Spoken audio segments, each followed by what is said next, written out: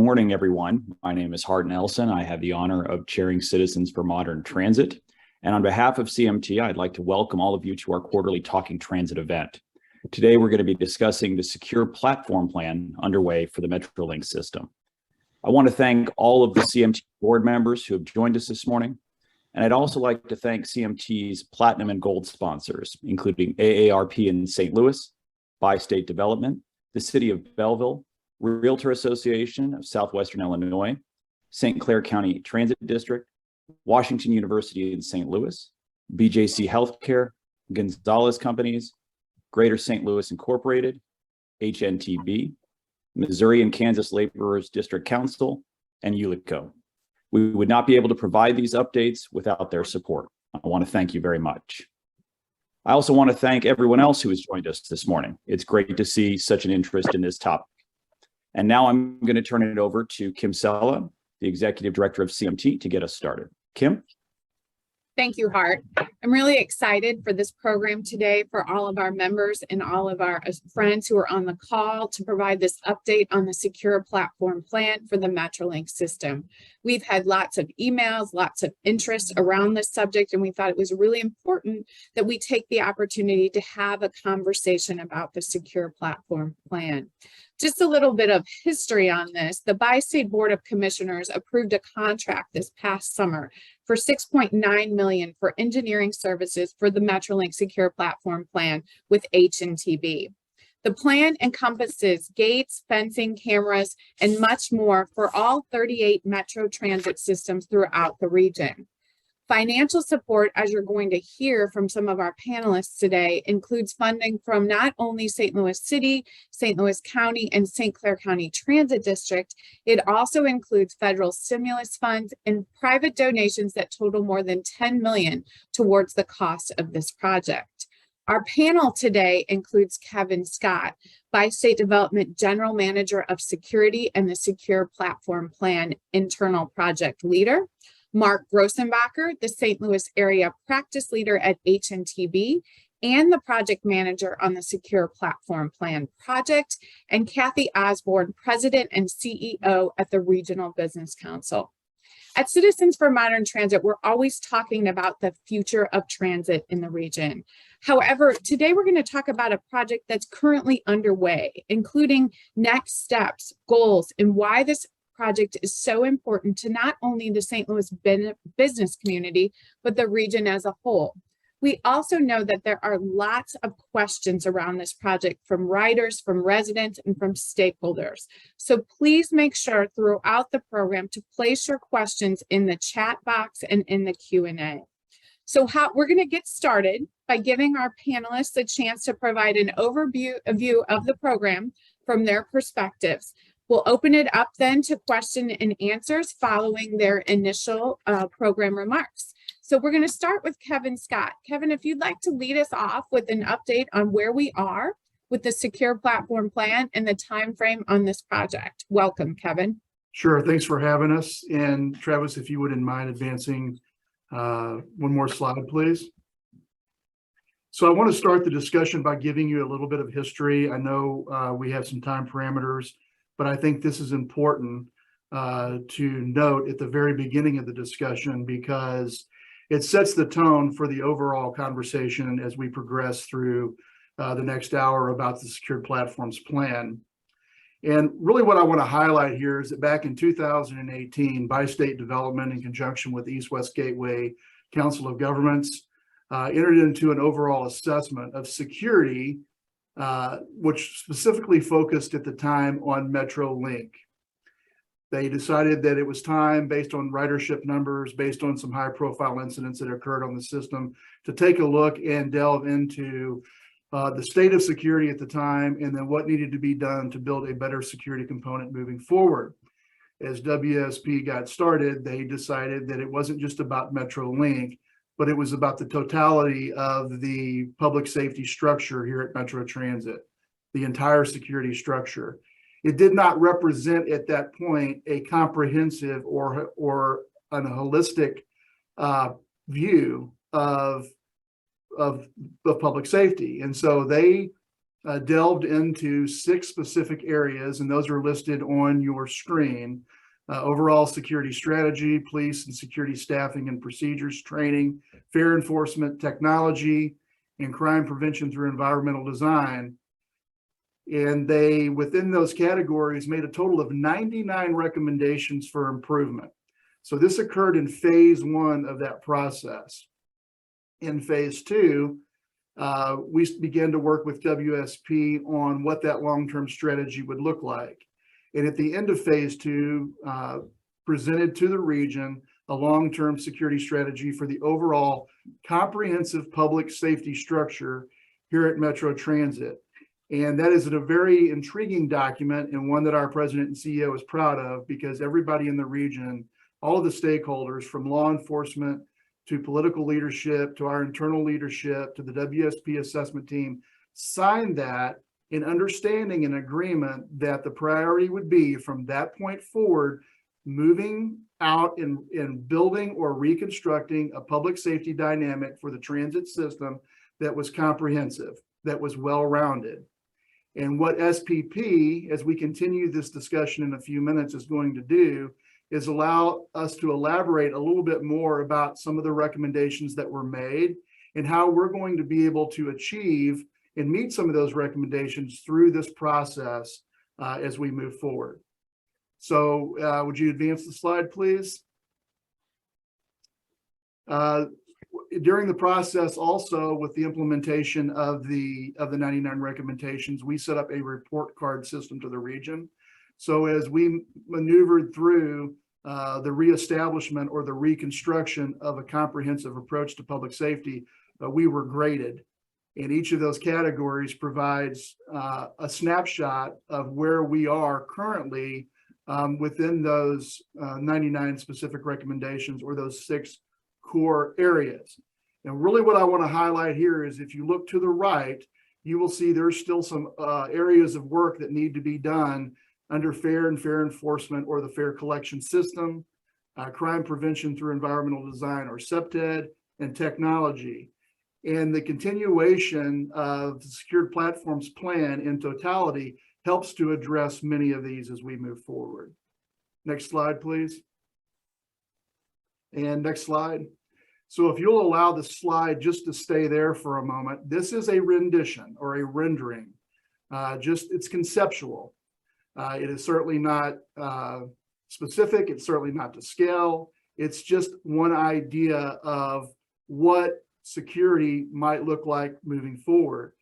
So there are certain things I'd like to stress before I pass the baton to my colleague, Mark Grossenberger. But SPP, or Secured Platforms Plan, it's an ongoing effort to improve a continuation of the safety and security plan on the transit system. And although the Secured Platform Plan highlights and focuses on MetroLink, many of the upgrades that we're going to make, especially on the CPTED, or crime prevention through environmental design perspective, or the enhancement of our overall closed circuit television program, will ultimately affect and impact positively the entire Metro Transit system. So Secured Platforms is a $52 million project that we have pushed forward to provide security upgrades and influx enhanced technology to the platforms, all 38 platforms currently in existence on the MetroLink alignment. Again, a $52 million project. And quite frankly, ladies and gentlemen, it's received broad support from both the public and private sector partners to this point. So this goes beyond the recommendations that I was talking about, the 99 recommendations that we've implemented, but it encompasses, and it's an avenue to be able to complete some of the open recommendations made, broader capital projects that needed to be addressed in order to fulfill those recommendations, and will ultimately complement the idea of the philosophy of a secured platform plan. We recognize the community's call for a more secure system. People want and have always asked or questioned why the open concept system on MetroLink. And secured platforms, or SPP, will allow us to address those concerns, impact or enhance our overall security efforts that we've already made enormous progress on, and hopefully show to the region and the ridership that we're doing everything we can to regain, to build, and to prioritize their confidence in this extraordinary regional asset. Now, what's intriguing is of that $52 million, is you're going to hear more about in just a moment, more than 10.75 million has been received in private funding to help support the projects, which includes gating, fair gating, and enhanced security fencing at the 38 platform locations, and then a host of other changes, which we'll talk about in just a moment, that complement an overall comprehensive perspective of security on MetroLink and on the transit system. This certainly is a bold shift from our normal practices. We are going to create centralized customer entrances with fair gates, which maximize, and I cannot stress this enough, which maximize security potential, and that can only be activated by using a valid purchase ticket or a pass. But far beyond the gates, and this is not just about gates, far beyond the gates is a corresponding process or program to completely upgrade our fare purchasing system on the transit system, to include new ticket vending machines and card readers with the integration into mobile devices, and an upgrade of the transit system's closed circuit television program to include a real-time camera center, which is almost built to completion here next door to my office at our central facility. We're going to go from about 800 cameras on our system to over 1,600, with upgrades from old analog technology to new digital technology built on a sound security platform, all fed into a real-time camera center for proactive viewing of locations so that we can maintain a fluid out in front of approach to where we utilize our security assets. We have a very fluid population. We have a moving community on the transit system, and we have to anticipate and stay out in front of things that could potentially occur. So this has received broad support, broad endorsement from all of the 3 funding subdivisions for bi-state development. It has received unanimous support from the Board of Commissioners of bi-state development. And quite frankly, again, and what's more important to all of us is the support from the private sector that this is going to have. So if you'll advance to the last slide. Just a breakdown on where we are with the $52 million. $12 million from bond refinancing proceeds dedicated to security. This will be from St. Louis County. $12 million in Illinois allocation from federal stimulus money. $17.25 million in bi-state capital and American Recovery Plan funding. And again, approximately $10.75 million in private sector funding. And that is a rare partnership and one that we're very excited about. So this process is at this juncture, we have secured the services of HNTB to go from about a 10% design where we started before we hired them, to final design, to the construction of the scope of work, and to bid construction of the overall platform enhancements, both in Missouri and Illinois. We anticipate that we are probably in total looking at about 30 months to complete. By the time we get through design, we go through the bid process, we secure construction, and we start that initiative. We feel like that we have a great start at this juncture with HNTB. We've had a past history and relationships with them. They are significantly in tune to a lot of our technologies that have to be integrated. So 2 things that I want to conclude with. This is one project, Secured Platforms, SPP is titled as one project, but ladies and gentlemen, it's really going to be 38 different projects. And as we move through how we're going to reconfigure the platforms, how we're going to influx technology, how we're going to complement a redesign of the environment, this is a comprehensive approach which will greatly complement all of the other recommendations that we've put in place within the safety and security structure at Metro Transit. And it will really propel, in my estimation, really propel us to the front of the industry.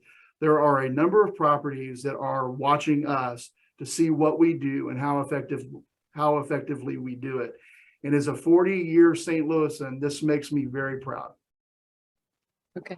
Thank you, Kevin, for laying the groundwork for the conversation this morning. We really appreciate it. So now we're going to turn it over to Mark Grossenbacher. He is the project manager with HNTB. So Mark, can you tell us a little bit about the time frame for the work underway and the goals that HNTB are going to be moving forward with?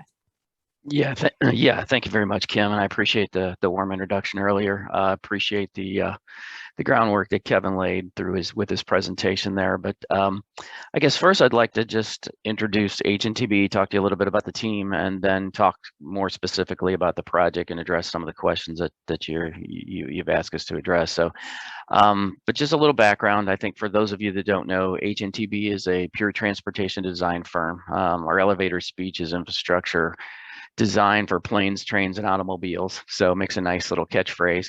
We're about 5,000 persons nationwide, and we're headquartered in Kansas City. So we have an office here in St. Louis. From this office, we've been providing Metro professionals design services since the office actually opened about 25 years ago. Most of you will know that the most recent services, included the design of Metro's first infill station at the Cortex in the Cortex area there.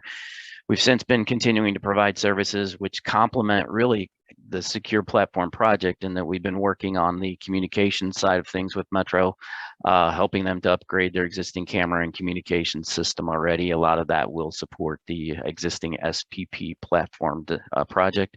And as Kevin said, gives us some inside, I won't say inside knowledge, but an in-depth knowledge of their existing system. And I think it's going to help us be a lot more efficient in this project.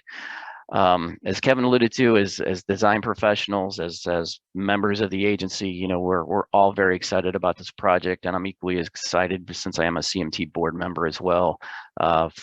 Lived here all my life. Personally excited to be involved in the project. A project that's vitally important to St. Louis and the future of the MetroLink system here.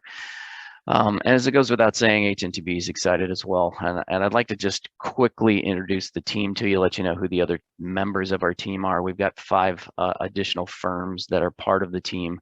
Some of these you will know, they're all St. Louis. They all have a St. Louis presence. KAI, a larger architectural firm who actually was part of our team on the Cortex project, is part of the team as well. ABNA, a local DBE firm, will be providing surveying services.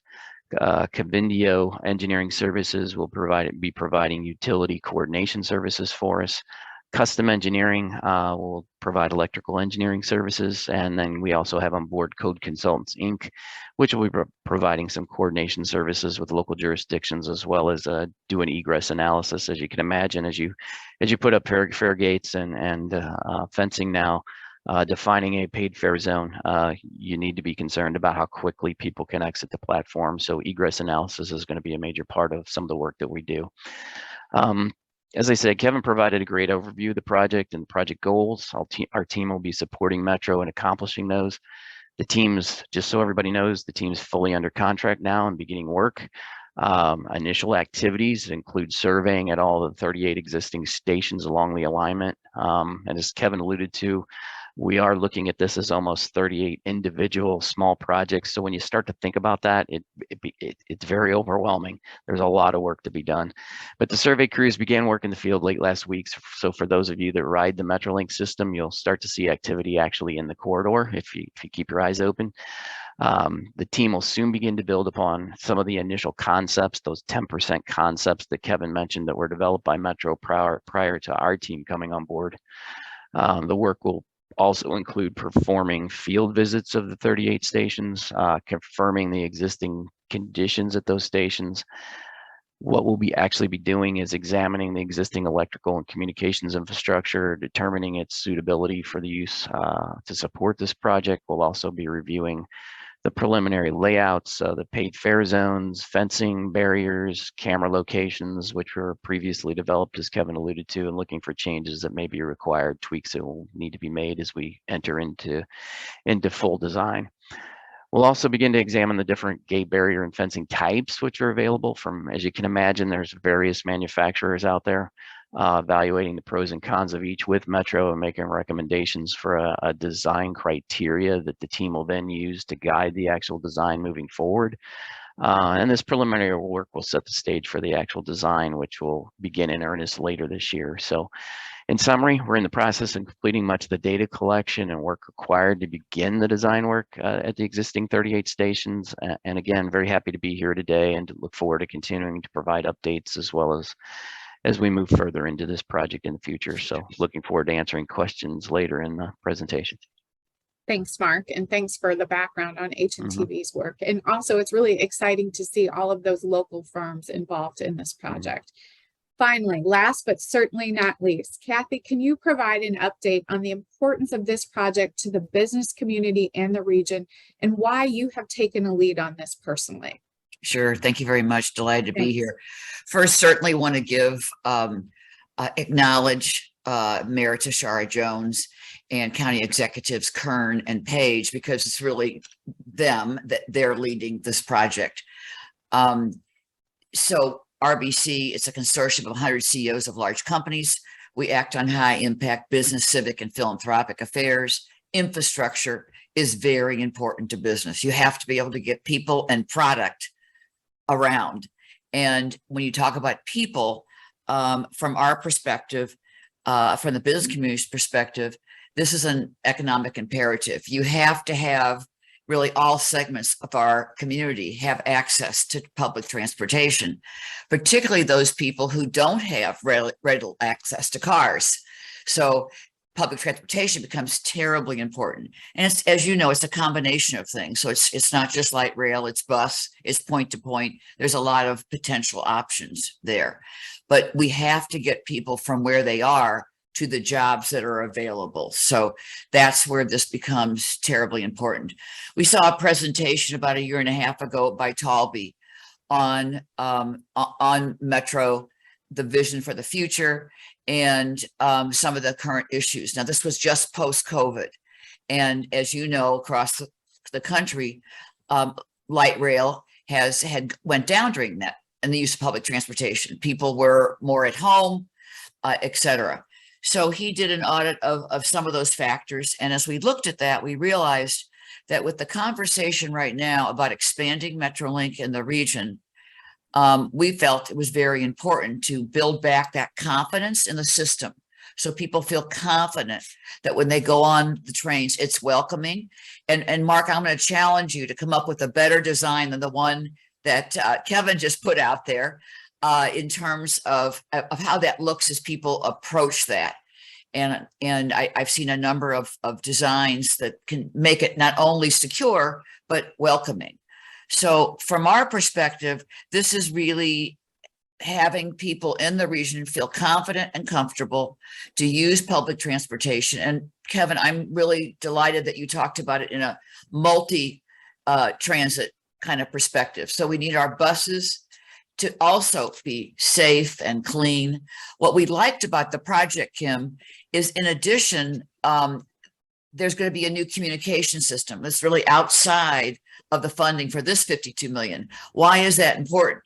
Because we need people from St. Louis County to interact with people from St. Clair County to interact with the city. So they need to be on a similar platform. So that's another thing that's coming from a bi-state perspective, and we feel like is really essential to this reaching the potential that we all hope that it does. I like this idea, Mark. I didn't realize that, of the individualization of each of the 38 stations. That appealed to us in the business community. And frankly, we wanted to move it along quicker. We had a sense of what was available now from the three political entities, but we just wanted to get this project going. So I took it on because sometimes in life, you see something. Our board felt it was important. Others in the business community felt it was important. And I said we'd take it on and raise those funds. Great. Thank you, Kathy, for Thank those you. opening remarks. Thank you for your leadership. And we know that public transit has an economic impact in the St. Louis region. Our recent economic impact study demonstrated more than $2 billion in the St. Louis region alone with regards to public transit. And so we are happy to have you here as a part of this conversation. So right now, I'm going to remind the participants that if you have questions for this panel or comments, please make sure to place them in the chat box or in the Q&A. And we already have a couple questions, so we're going to jump right in with the conversation and get started. So the first question to the panel is, and Kathy touched on it a little bit in her remarks just now, how will the design team ensure that the transit stations will be open and welcoming to riders? And in addition to that, there's already a comment in our chat box about how will we ensure that the design is also open for individuals who may have mobility difficulties, whether you're in a wheelchair or something like that. So Mark or Kevin, can you talk a little bit about how we're going to ensure that these stations are still welcoming for riders and what that looks like? Yeah, I can jump in and talk to quickly address the ADA concern. I mean, even in the 10% concepts that was recognized by the previous design team, and certainly by our design team, that's a very important concern. And using the rendering that Kevin put up there, obviously that doesn't appear to accommodate ADA. And quite frankly, there are swing gates and other types of gates that have been used around the country that are ADA compatible and are recognized by the ADA community as something that's easy to access and easy to transverse. So that will certainly be something that the design team will look at, providing the correct number of ADA gates, barriers at the appropriate locations. So as far as inviting goes, that's what we're going to do with Metro in the coming months, is sit down and look at the different barrier and gate types that are available, and determine with Metro's help what we think both addresses security as well as is aesthetically appealing. Kevin, I don't know if you want to add anything to that from Metro's perspective, but I think that's one of the first things that we'll do with Metro as part of the project. No, I think that's spot on. I do think there's a realization to enhance security. And I think that we have an opportunity to change the security component or the environment at those 38 locations. This is what I think the region has called for. So I do think that we are going to prioritize the maximization of the security perspective of this thing. And quite frankly, ladies and gentlemen, if we don't achieve that, I think we're going to receive a lot of questions. I think there's a balance without question, but I think enhanced security is a large part of what we're trying to achieve. So with regards to that design that you're talking about, we just had a question come in. So will passengers who use bicycles on Metro also use the ADA access point? I'm not sure if you know that answer, but how will that be considered in the design plan as well? Yeah, so the concept that we threw up really is a rotating gate for normal foot traffic. And then next to it, we didn't leave it up very long. And again, this is just something in concept that we threw out as an illustration. And we have not broached this issue in particular or in depth yet. We will in the coming months. But even in the rendition, there are ADA swing gates next to it, which will be released. And what I want everybody to understand is the amount of technology integration. Everything has to work in concert with each other, okay? Everything will feed into the real-time camera center. Everything will be controlled. The new fare collection system will have to talk to the gating system. The real-time camera personnel will have to be able to control the gating system or override the gating system. All of this is a very sophisticated approach to total integration. It's not just simply throwing up gates and fences. It's how does your CCTV perspective, where you position your cameras, how does it complement enhanced security? How does it give you the view you need to control the gates? All of this marries together, but there's no doubt that we will put a system in place that we feel is inviting and that we also feel, without question, accommodates people's needs. But we have to focus on the security aspect of this program. Okay, great. So this kind of goes to that question, Kevin, and I think Kathy, you touched on it a little as well. But we're hearing a lot from riders, and we're seeing it this morning. But what is the answer to riders and others who are saying the 52 million could be better spent on frequency of bus service versus the secure platform plan? So what is the answer to the riders out there who are asking for more frequency of service? Why is this project so important? Well, I will just state that I think, again, there's a balance between the modes. Okay, the modes complement each other. But if you go anywhere in the region right now and you mention Metro Transit or Metro Link, where does the conversation go? It goes to the safety and security aspect of Metro Link. Okay, Metro Link is a focal point for regional discussion. It has been, and that's why the WSP assessment focused initially on Metro Link. And a lot of the 99 recommendations that we've put in place, although they're comprehensive and they impact the totality of the transit system, initiated from a MetroLink focus. Okay, but there's a balance here. But the bottom line is, if we do not complement and continue to make the light rail system safer, we will not be able to attract the ridership. And a lot of it is perception, and a lot of it is a perception that's driven by individuals in the region that may not frequently ride the transit system, that aren't in tune to what goes on the system every day. So these are important things to address, and being able to focus on the concern of the open concept of the platforms at this juncture, I think is a huge step forward and needs to be prioritized to complement everything else that we've been able to accomplish over the last 3 years. Thank you, Kevin. Let me add another perspective, if you wouldn't mind, Kim. Sure. I shouldn't say another perspective, but sort of add to that. There is no doubt that our entire public transportation system needs to be secure. So from a business perspective, now I don't have to figure it out. Talby Roach and Kevin Scott, they've got to figure that out. But we need our buses to be safe, and we need our light rail to be safe. But we also, need to look at where are the people and what is the right modality for where those people are. In some cases it's bus, in some cases it's transit. So I do feel like, and a couple of the questions that have come in is really more about access. So there's no doubt that people want it to be secure. They want to be comfortable when they're going wherever they're going, to a sporting event or going to their job every single day. But I think it also needs to look and be a welcoming place so that people want to come on that. And often that might be tourists, people from different places. They don't know a background. They just, want to see something that's clean, that runs on time, et cetera. So I think if there's places where we need more buses, well, that's, I assume, something Bi-State, probably Mr. Roach is over there thinking, oh my God, Bi-State's got to take a look at, where are those routes? What wouldn't be done? Do we need to do a federal grant? So again, it's easy for a little bit from the business perspective, because we know why it's so important.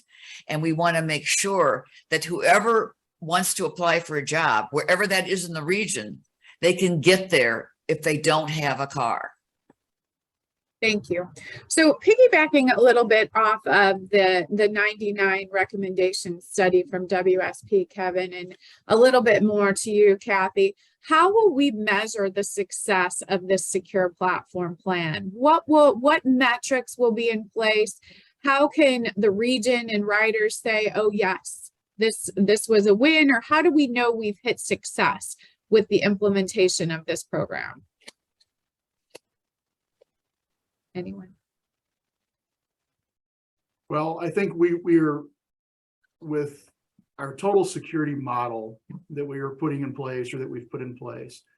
I think we are making those strides. If you take a look at our overall incident rates, okay, I think the continuation beyond those 99 recommendations of complementing a more secure environment on the alignment itself, regaining a lot of the ridership that was lost, regaining new ridership, making sure that our rates of incidents as ridership increases, decrease, the rates of incidents stagnate or decrease. That's what we're looking for. That's a gauge.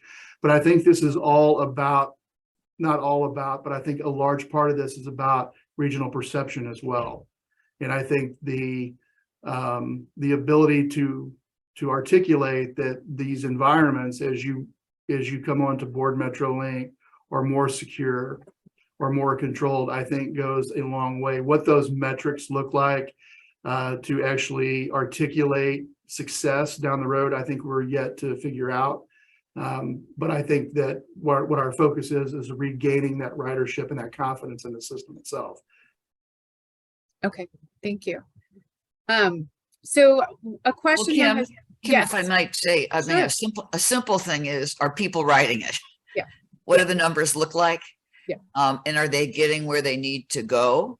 And then there's the other factors that Kevin discussed in terms of measuring those kinds of things. I know that Toby Roach has talked to us about, in addition to this, there's things like just making sure that they're clean.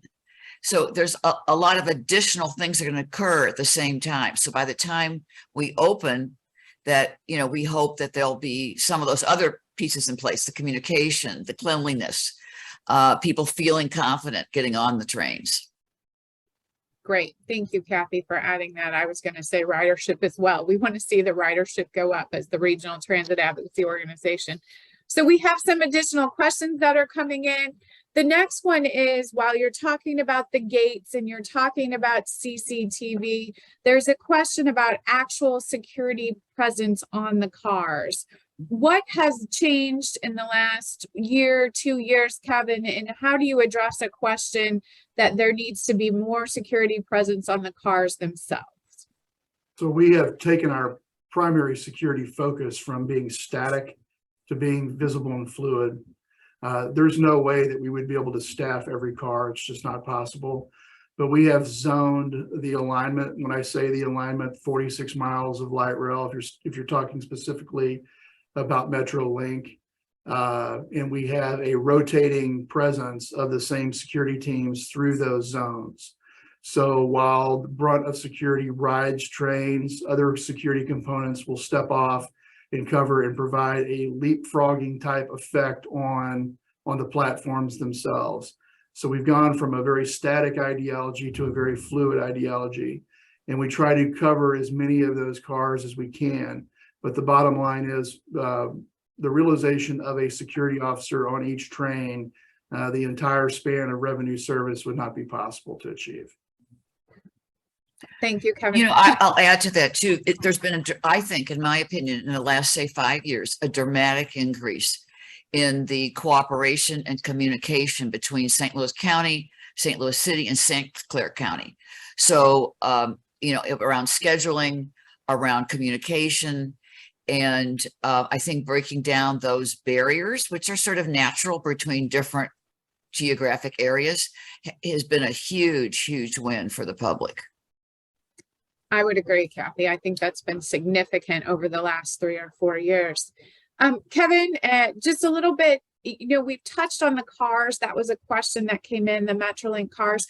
Do you want to add anything about, has any security changes happened on the bus side as well? Because we represent both riders of buses and the train, as well as the operators. And I know that that was a significant concern. Sure. So we have 3 layers to our security component. And we've worked to really balance out how we affect both major modes of transportation. So our internal security team, or our transit security specialists, they have been relieved from primarily focusing on MetroLink to being deployed in a more geographical patrol zoned effect. You got to remember, we have something to the effect of 59 bus routes that run through the 3 major political subdivisions. And it's a more difficult security problem because they're all fluid and they're moving in different directions. Okay. And so the way that we've addressed that is we've taken our internal team of about 50 transit security specialists, and we have put them or deployed them in mobile fashion to provide a zoned approach, similar to how law enforcement approaches their patrol tactics to a city. I mean, we have a lot of square miles that we have to cover on the bus side. So that makes those transit security specialists call responsive. In addition to that, we have both on the transit security level and on the law enforcement level, security team members riding and trailing buses on certain routes as well. So we're really trying to increase the visibility of the contract or the contact with the operators, the visibility of the customer base. But if we take a stagnant approach on the bus side, we won't be able to achieve that. And so because our contract security team, Allied Universal, and our law enforcement task force that covers Metro Link, they've done such an outstanding job with what we've put in place. It's offered us an enormous amount of flexibility with our own internal staff to be more fluid and more mobile in those bus routes. Great, thank you.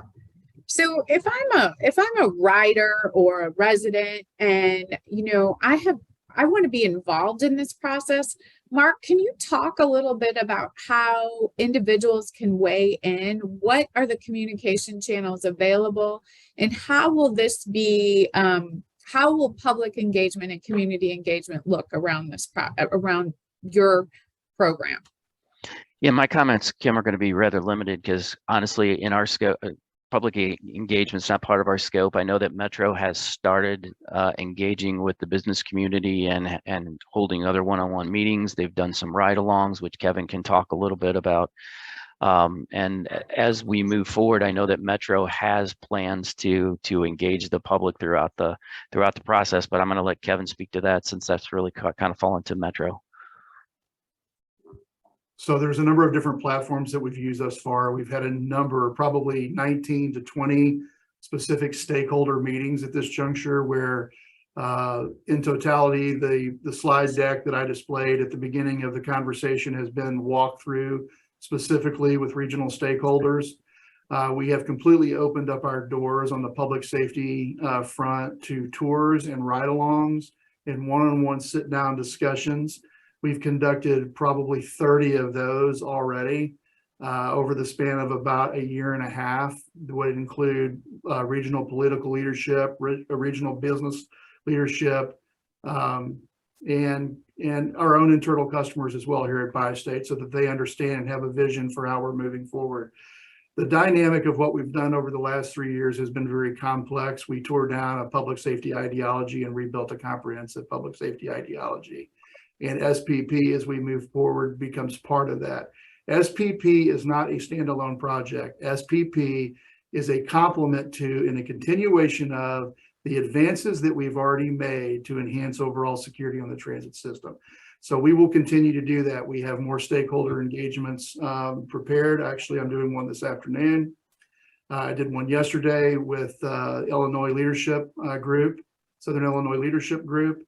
And as we get further into the design phase over the next couple of months, we will be opening seats at the table for around the SPP leadership table for regional stakeholder participation. And we will also provide a platform for overall regional engagement to do similar presentations such as the one we're doing today. This is going to be a very open and transparent process. We have one chance to do this and we're going to do it right. So I want to assure you of that. Thank you, Kevin. So we've had a couple of questions come in about the quality of the security contractor personnel. So you now have a contract with Allied. What does that look like? Have you changed the parameters around individuals that you hire as a part of your contract security level? So when we changed the contract security agreement, it was initially in April of 2020, shortly after we arrived, we hired a company by the name of G4S Solutions, all right? G4S and Allied Universal both competed in that procurement process and were finalists, all right? We chose at the point, based on some of the technology that G4S brought to the table with how we track their patrols and hold them accountable, we chose them. As a matter of happenstance, though, G4S has been now acquired by Allied Universal. But here's there's a couple of important points here, and this is a great question. So here's the key to contract security and how effective they can be. It is their internal project leadership. And when we hired G4S originally, we told them that I and my leadership colleagues here at Public Safety wanted to be at the table to help select who their project leadership team would be, okay? And we were able to do that. And quite frankly, we rejected a number of folks before we found the right people. So we have put the right people in place, all right? They have assimilated into our overall public safety leadership team. As a matter of fact, if we were all sitting around the table, if we didn't have any insignias on our shirts, you wouldn't know that everybody didn't work for Bi-State Development, okay? And that is what's important. From law enforcement to contract security to our internal staff, the only way that we can positively impact and achieve profound safety and security on the system is through collaboration. And if you ask me what we've done thus far, probably the best, it is making sure that we have the right people in the right place and that everybody has assimilated into a one-team concept. So contract security contracts and how we bring people in, how we select individual security officers, and also how we train them, not only from an Allied Universal perspective, but they also get Metro Transit specific training to learn about our business model and our ideologies moving forward. We try to take that same focus from the top of the project, from the contract security team, from the project manager, and push that all the way down through the security staff as well. And what makes it effective is that we have the buy-in of the security team leadership. If I could add to that, I want to really acknowledge Talby Roach, because I feel like when he came on board, he really worked on, because you have to understand there's the contract security, and then there's the city, the county, and St. Clair County. And what you need is all of those pieces to fit together, and also each one of them to understand what their role is. Because as I understand it, Kevin, and maybe it's changed, the role of the contract security is different than the role of, say, a St. Louis County police officer. So knowing that and coordinating that is really important. And it really wasn't that way before. So I do think Talby's played a huge role in working with our elected leaders on making sure that happened. Yeah, if I could just add to that, there's no question that Talby Roach is key. I mean, none of this would have happened without him. He aligned the staff. He provided the space for us to do our job. He has trusted our professional perspective, and that's huge. And the reestablishment of regional relationships and how everyone works together is key. And just one last point. What's intriguing to me is our contract security team, our contract security officers on a daily basis work hand in hand with our law enforcement officers. And so our law enforcement staff, our professional law enforcement teams have really taken an interest in our contract security staff and taken them under their wing, and they help them and they support them. And there's open dialogue and communication every day. And that really has provided us an opportunity to assure a prolonged fix to what were problems in the past. I don't anticipate it ever going back. Thank you both for your comments on that. I think that answers the question that was out there. So Mark, we have a couple of questions about turnstiles. And so how will H&T be looking at the design? Because the comments are, we know that people can jump a turnstile. So with or without a ticket. So what is H&T be going to be looking at with regards to the gates? What does that look like? Do you have any idea at this point? Yeah, I won't say that there's specifics that I can point to share with you at this point to say, go look at these photos or this implementation of this system. However, I think Kevin's made it pretty clear that security is a driving aspect of this project. So you can see in the initial rendering that's been shared, the turnstiles, the gates are full height. So I don't think the intent is to implement turnstiles that can can be jumped, can be thwarted in some way. The intent is to provide a secure system here and prevent that type of thing from happening here. So we'll be looking at initial concepts that address those security issues and the different types of barriers, turnstiles, gates that accomplish that purpose. Thank you. Just to add to that, Kim, Sure. I will just let you know that is the vision to provide enhanced security. Okay. And if we don't accomplish that through the changes that we make, we're going to fall short. We have one chance to reinvent the security, the true security impact, and the true security perception of the system. And that is just something that I will not acquiesce on. I will continue to drive that narrative. Okay, so there's a question, we've talked about this being a comprehensive program. And Kevin, I think you touched on it a little, but did you want to provide any additional information on what the agency is looking at with regards to the FAIR system and how that marries with the secure platform plan? Sure. So the new fare collection system is being handled as a separate project. And that is being led by my colleague and our Executive Vice President of Administration, Tom Curran. So his team is working in concert with our Secured Platforms leadership team.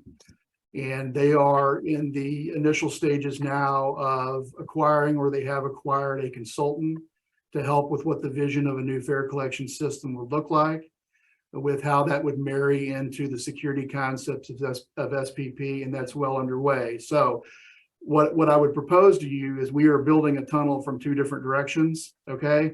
And we're going to meet in the middle. Everything has to work in conjunction with each other. The technology has to integrate. But as far as specifics on what the new fare collection system will look like, what the priorities would look like, I would certainly have to defer to Mr. Curran on those comments. Great. And so maybe that's a future Talking Transit event. We'll bring Tom Curran on board to talk about fare collection. Kathy, a question for you.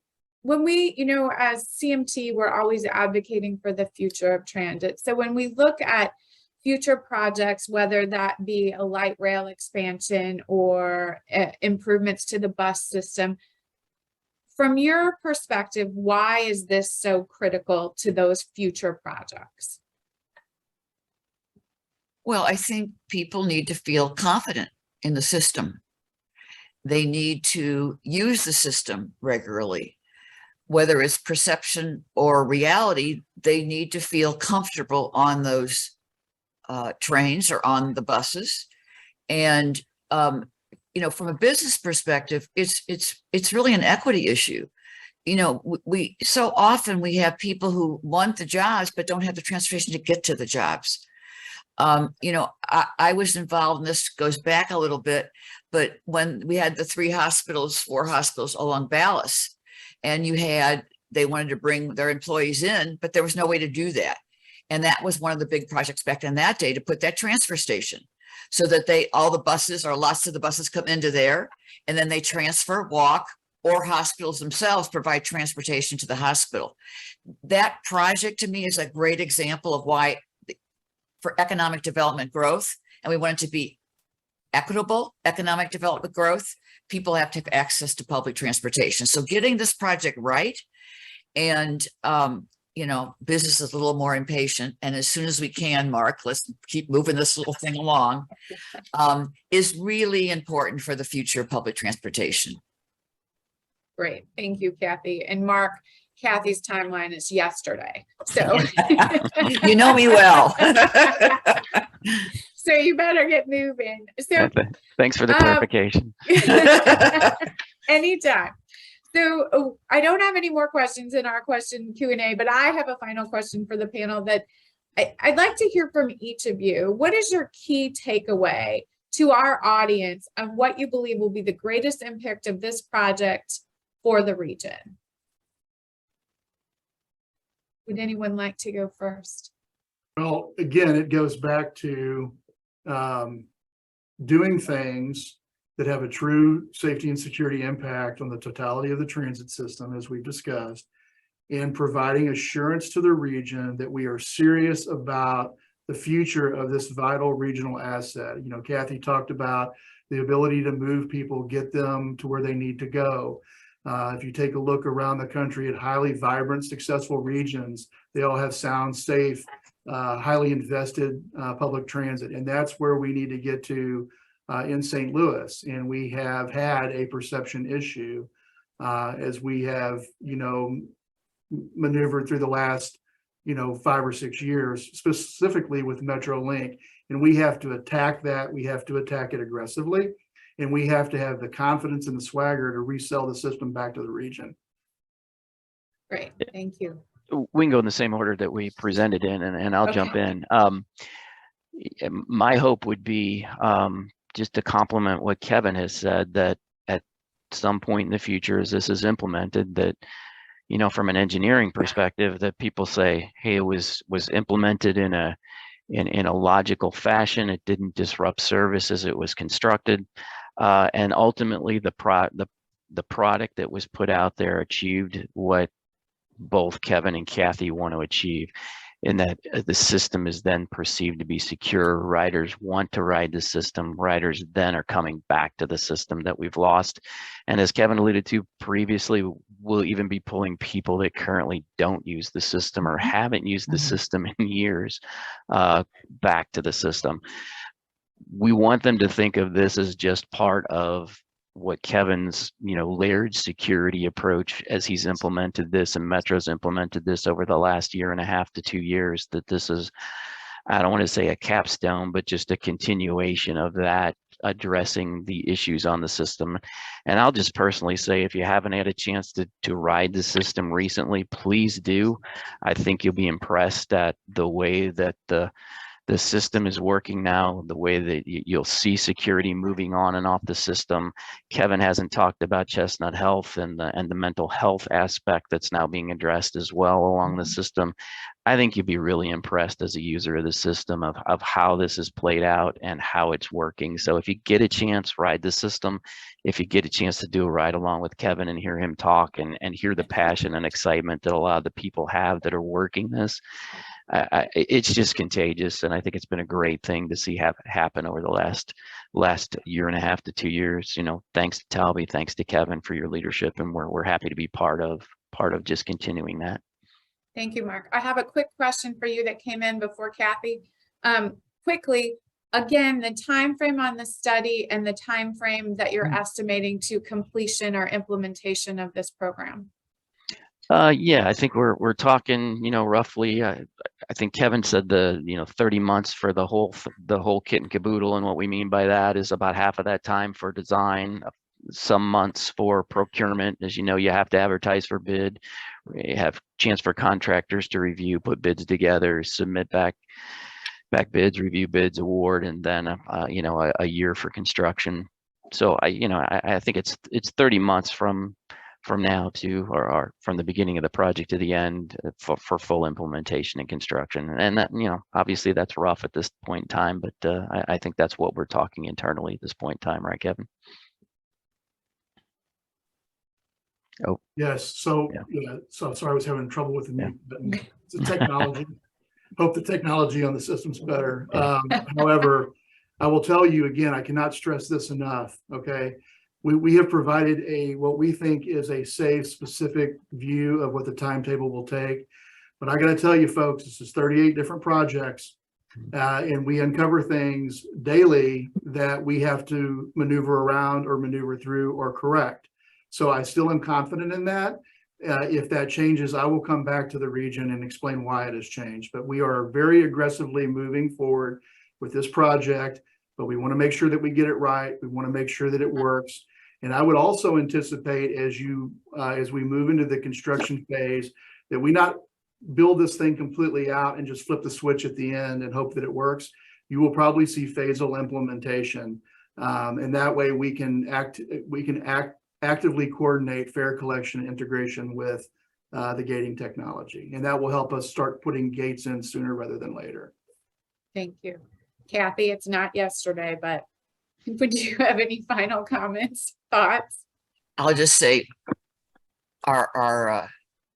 we hope for more riders,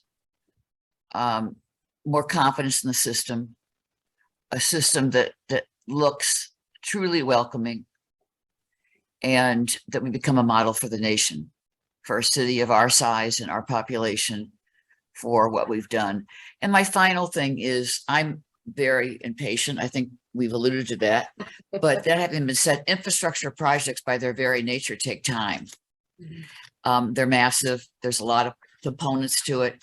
And so we're all going to have to, it looks to me, be patient as we work through the steps that are needed to get where we need to go. But I think the challenge, Kevin, for you and Talby, is to keep that communication up so that people, it's in their minds, they know something's happening, they understand why it's happening. So thank you very much, Kim. This has been a very interesting forum. Thank you. And I want to thank all of our panelists today. It's really refreshing to hear your honest answers and actually have a dialogue about some of these projects that are underway to ensure that riders and others know what the process is and what is actually happening around these large infrastructure projects. I want to thank everyone who has joined us on the webinar today for this really important discussion. We will be posting a recording of this video on our website following, so that if someone missed it or you have colleagues who should be a part of the conversation, you can share that with them later on this afternoon. Also, please look for additional information about our upcoming webinars. We're going to have one next week on the state of transit in Missouri. We saw historic funding this year at the state level for public transit in Missouri. So what does that look like for providers across the state? We have Talby Roach, President and CEO of Metro Transit, who will be joining us, by State Development / Metro Transit, the new interim CEO of KCATA, Frank White, as well as the Executive Director of Oates Transit, Dorothy Yeager, which is the largest rural transit provider in the country. So please join us for that event next week. We have additional events coming up, so make sure you check out our website. Our placemaking projects are underway, so if there is a transit stop or bus stop in your neighborhood that you think needs transformation, please let us know. We would love to hear from you. So thank you all again. Please make sure to follow us on our social channels, as well as check our website regularly, and make it a great day. Thank you again to our panelists. Thank you very much, Kim. Thank you.